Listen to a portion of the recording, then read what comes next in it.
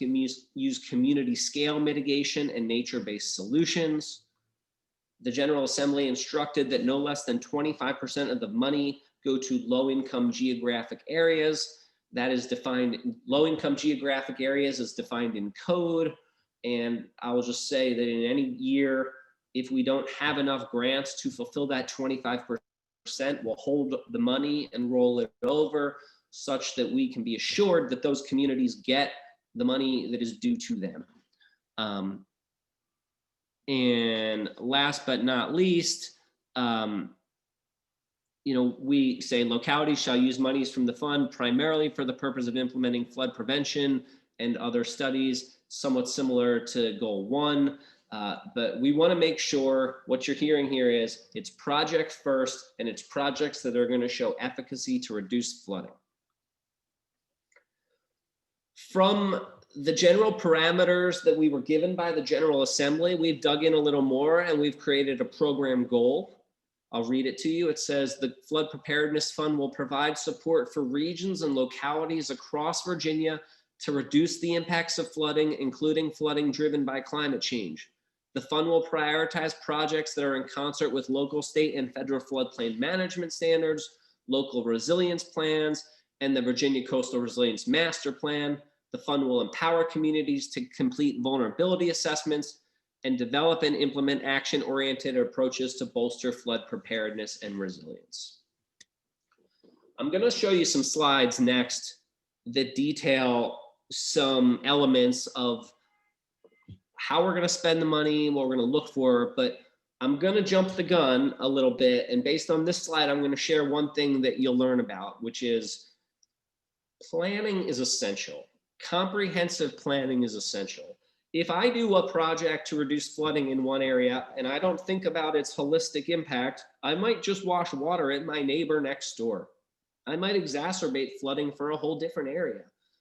We can't be doing major flood control projects without holistic approaches.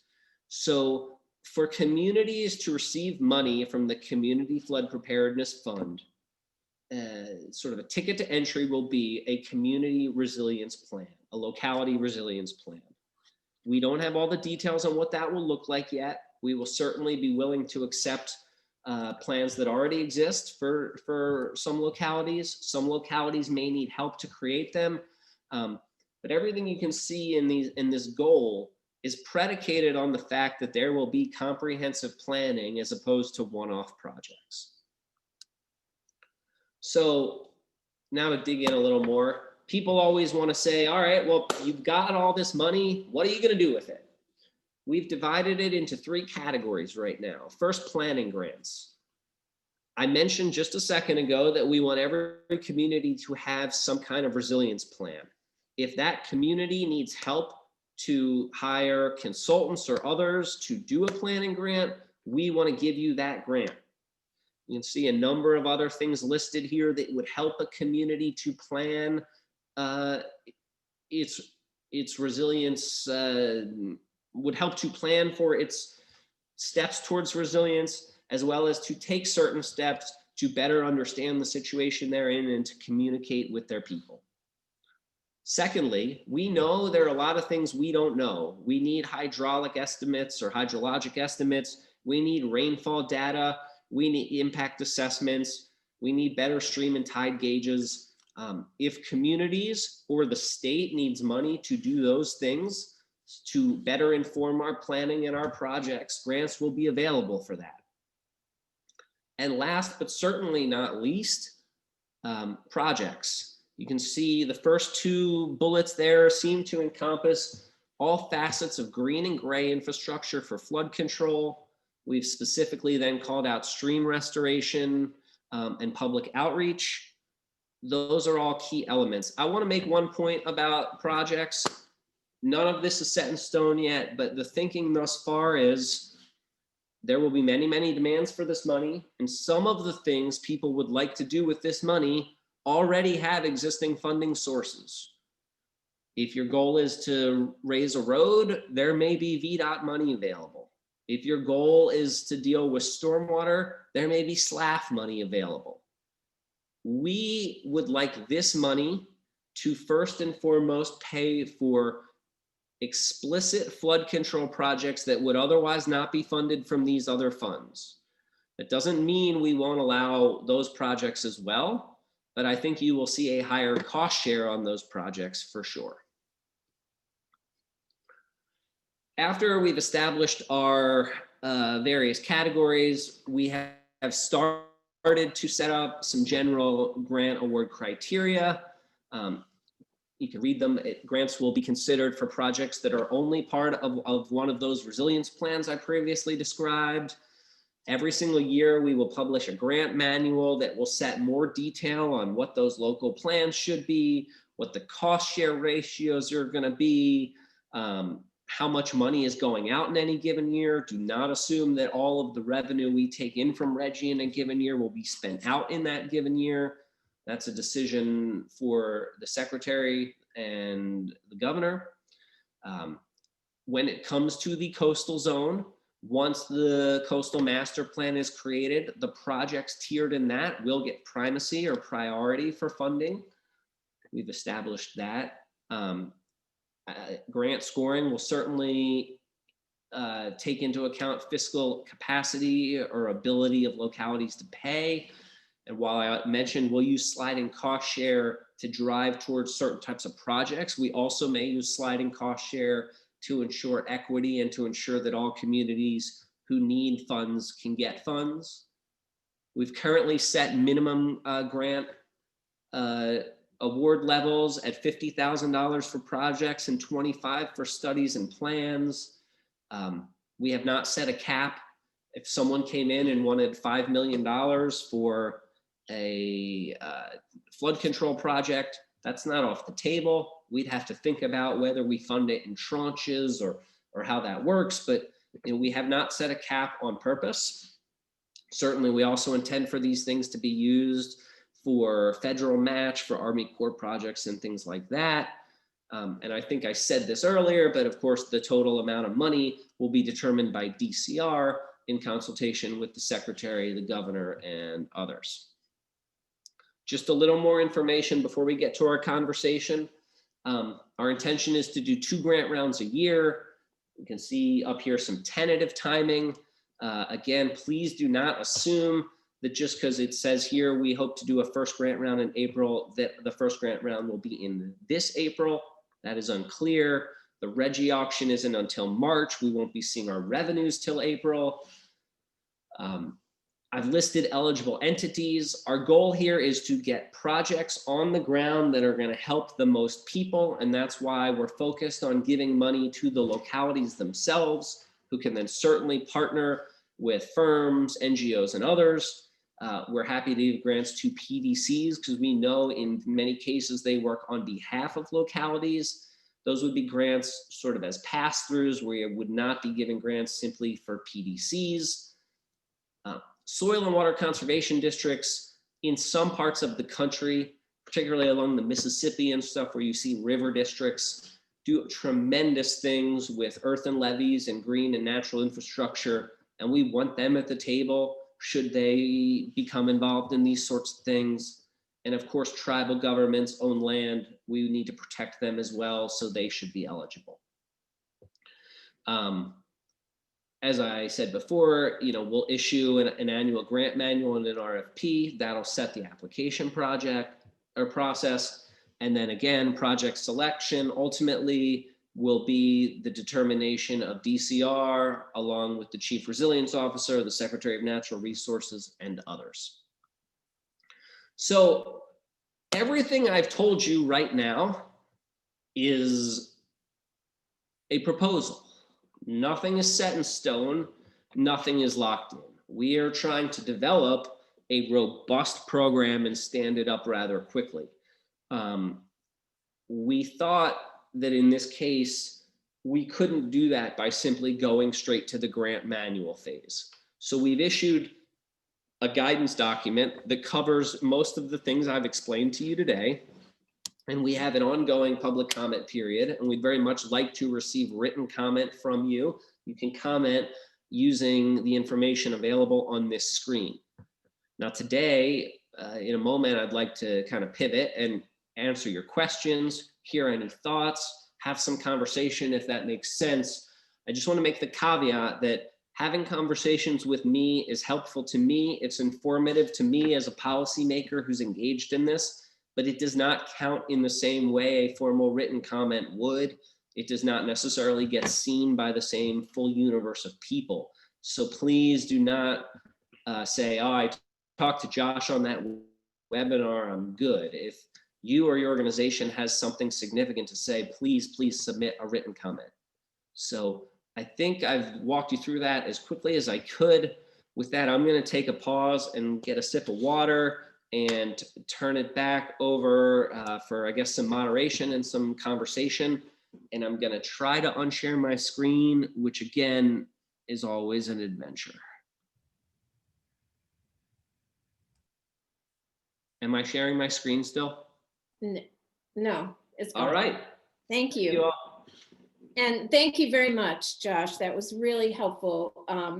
And we do have a few questions, and I want to let everyone know that you can type questions into the chat, and then we'll pick them up from there. So please kind of review your notes and type any questions that you have into the chat box.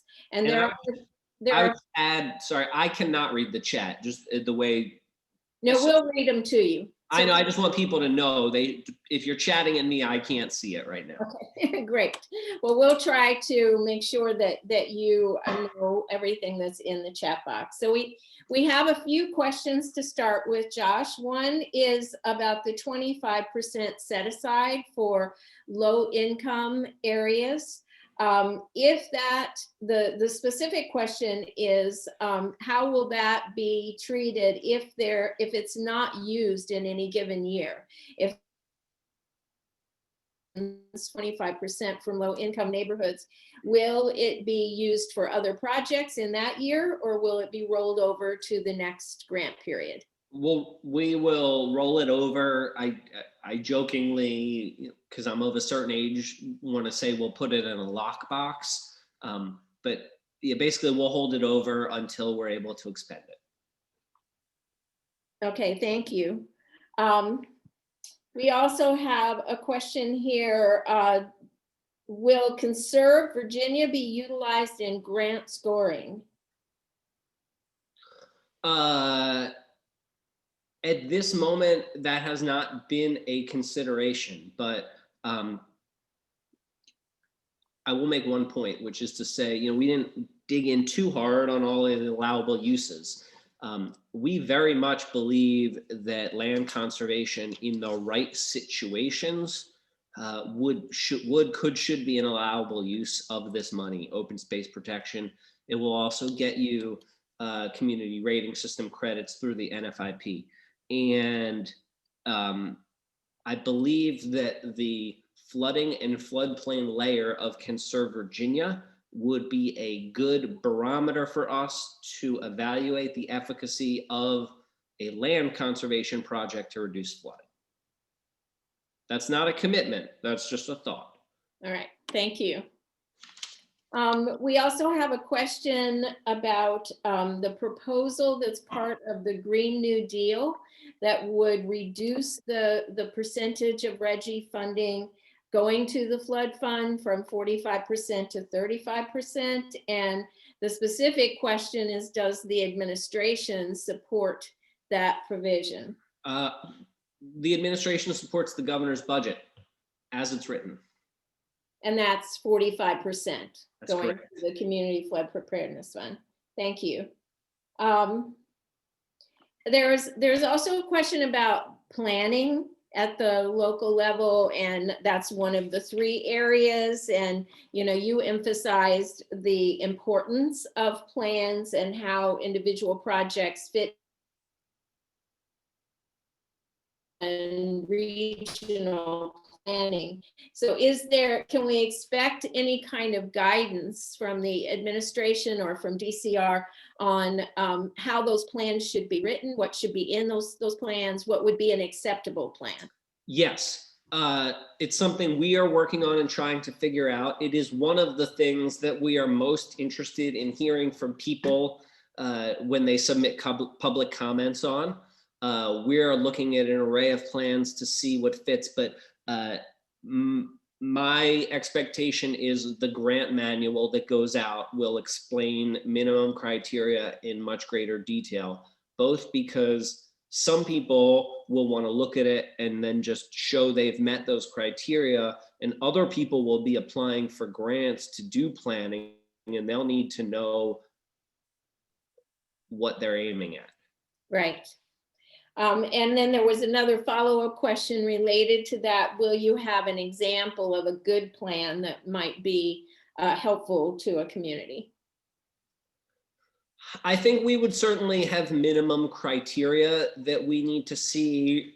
I personally don't want to be one who is picking a good plan amongst all the good plans and potentially offending anybody else. But I think we'd set some minimum criterias, and I think that certainly there are some more well-known, bigger plans in the Commonwealth that would pop to mind, and my sense is those would more than suffice. Thank you. I also want to offer the opportunity, if someone has a question that you think is really kind of too complicated to put into the chat, to unmute yourself, and we'll let you ask that question directly too. There is another question coming in right now. It said that you said that the required percentage of funding that will go to low-income communities will be allowed to roll over to the following year. Can you elaborate on that? It sounded like the money should be spent each year. All I can say is, like, if there are not enough projects applied for to meet that number, our intention is to somehow make sure that money stays whole, and in the aggregate, those communities get 25% of the total money spent. Okay. If that clarified the question for you, then if it didn't, you can type something else into the chat or unmute yourself and ask a follow-up question. I'm not sure who put that question in. Here's another one. In a prior presentation, you mentioned that the definition of eligible communities would include nonprofit organizations. Is there progress on that comment? So right now, NGOs are not on the list. Is that under consideration? If I said that in another meeting, I misspoke. That is not, I mean, I said we would be happy to hear from people on it, but that is not currently something we're working on. Okay, so you need to hear from the NGO community and how the NGOs think that could work. Right now, eligibility is limited to, do you want to review that list again? Are you asking me to review the list again? Yes, but could you? Yeah, please? so it's primarily, this money is for localities, PDCs on behalf of localities, tribal governments, which is a proxy for localities, and soil and water conservation districts. If a locality wanted to partner with an NGO to do a project that was in line with the resilience plan they had developed, I think that would be fine, but it would be the locality who does the applying. If NGOs, I mean, and that's the reason. It has to be tethered to this local plan. The cities or the localities are the ones who are going to create and administer their plan. They will have to be the ones who decide when and where. Okay. Here's another question. How is the Community Flood Preparedness Fund being received by local governments, the target audience, and how are you soliciting feedback from them? I'm curious who asked that question. It just came in to my list here on the Google Doc. I'm not sure. We are doing robust outreach as we do. We are having many conversations back and forth that are between us and them at this moment. I imagine many of them will submit public comments that you'll be welcome to read. this, I think, is my fifth or sixth one of these sessions, each that's had over 100 people. We are certainly doing our best to reach out to every and all locality that's impacted. And the PDCs that represent them are, of course, represented on the Technical Advisory Committee, and there's been some discussion there as well. Thank you. So here's another question. Will the grant manual be available for public comment? I believe so. Many of our grant manuals are, it's about an interpretation of guidance. So I believe so. Yes. And when might we expect that first grant manual to be available? I don't have an answer to that question. Okay. And I think you said that would be updated annually, correct? I believe right now, everything's subject to change, but right now we're talking about one grant manual per year that would cover 2 grant rounds. Yes. Can you give us any more kind of idea of how individual applications might be scored? Not at this time, no. I guess that would be part of the grant manual, and that would be laid out each year. Mm-hmm. Okay. I don't have any more questions in the chat right now. Does anyone want to unmute and ask a question?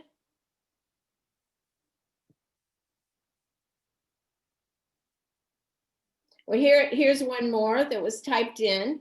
Will the guidelines be updated with more specifics, or should all specifics be found only in the grant manual? So after this after this comment period is over, will you be adding more, fleshing out the guidelines more, or should we wait to see that in the grant manual? We have not made any decision about that yet. These guidelines are not necessarily a binding document. They are a way for us to have a discussion. The grant manual will carry more weight. Whether or not there are interim updates in between, I think there are a lot of things we'd have to decide between now and then. First and foremost, how quickly the grant round is coming. Thank you. Here's another question. Any guidance or criteria for grants versus loans? Not yet. We certainly have the ability to do both grants and loans, low interest loans out of this program. It's another thing we'd love to get comment from people on as you submit written comment, but no, we've not made determinations thus far.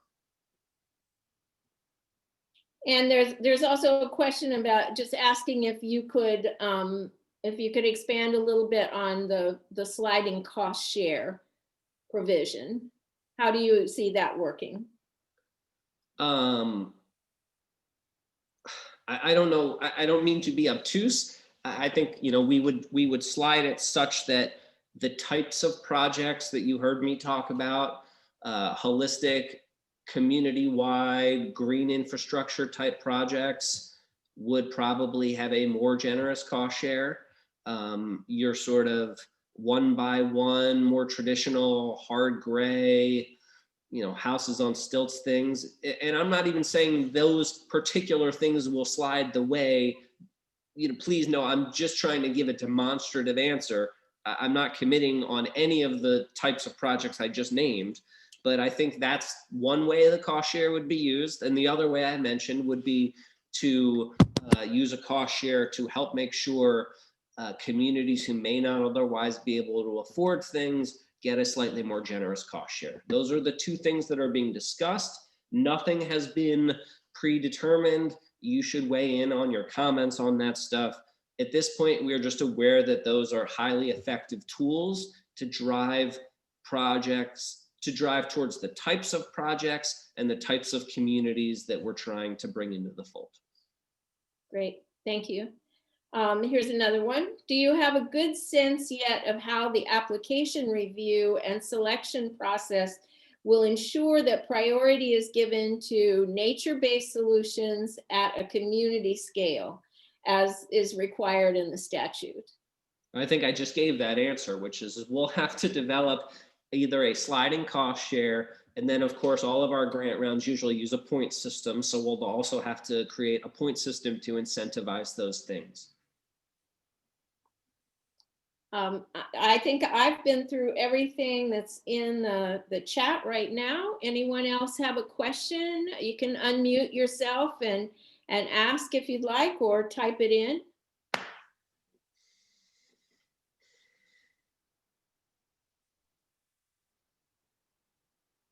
All right, well, if there are no further questions, maybe we can review one more time the comment process for anyone on the call who wants to make comments on the draft guidelines. Can you review that for us, Josh? Sure, I'd have to, well, what I can say without pulling my screen back up is the comment period ends through the 31st of this month. Townhall.gov, which I'm sure many of you are familiar with, is where this is being hosted. Please go there and submit your comments. The Department of Conservation and Recreation ultimately will be lead for administering this program, and they are lead on intaking the comments and compiling them. Certainly we will make them public when the comment period ends and go from there. Thank you. Thank you very much. Any final questions before we close? And I think someone put in the chat box the information about the public comment period also. Wonderful. So any final questions before we close? All right, well, thank you very much, Sachs, for being with us this morning, and for all of the work that your office and DCR have already done on putting these draft guidelines together. We look forward to seeing the final product and the first grant manual. So thank you very much. Thank you all. Have a wonderful day. Bye-bye.